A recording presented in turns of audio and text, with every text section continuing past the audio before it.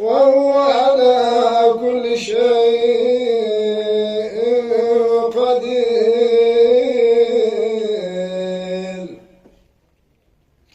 ولئن أرسلنا ريحا فرأه مصرا لظلوا من بعده يكفرون.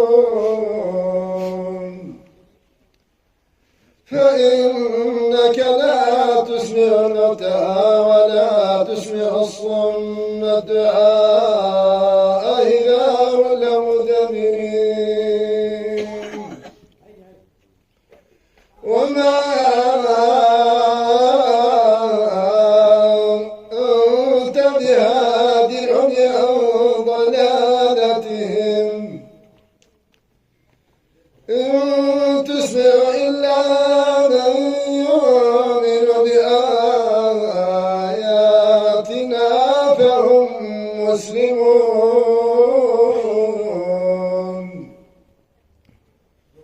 الله الذي خلقكم من ضعف ثم جعل من بعد ضعف قوة ثم جعل من بعد قوة ضعفا وشيبا يخلق ما يشاء وهو عليم قدير.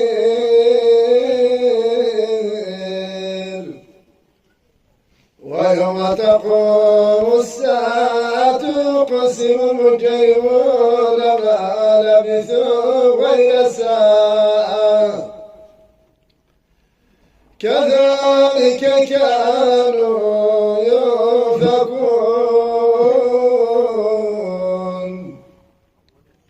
وقال الذين أوتوا العلم والإيمان لقد لبثتم في كتاب الله إلى يوم البعث فهذا يوم البعث ولكنكم كنتم لا تعلمون.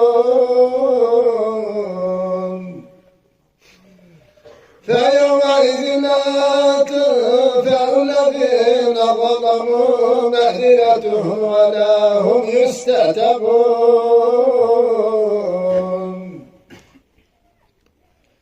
ولقد ضربنا للناس في هذا القرآن من كل مثل ولئن جئتهم بآية ليقولن الذين كفروا إن أنتم إلا مبطلون. كذلك يطلع الله على قلوب الذين لا يعلمون. فاصبر إن وعد الله حق ولا يستخفنك الذين لا يوقنون.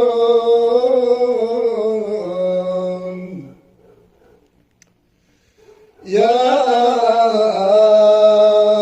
أيها الإنسان ما غرك بربك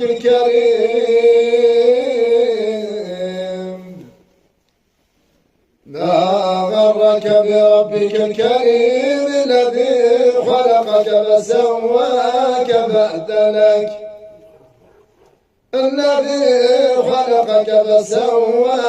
فعدلك في أي صورة ما شاء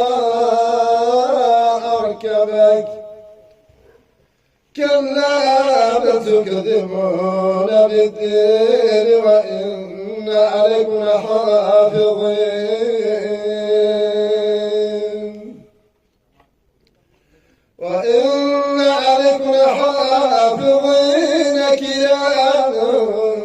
كاتبين يعلمون ما تفعلون. إن الأبرار لفي نعيم وإن الفجار لفي جحيم يصلونها يوم الدين وما هم عنها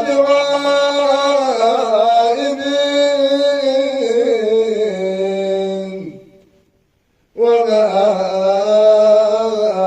أدراك ما يوم الدين ثم ما أدراك وما أدراك ما يوم الدين ثم ما أدراك ما يوم الدين يوم لا تملك نفس لنفس شيئا والأمر يومئذ لله صدق الله العظيم.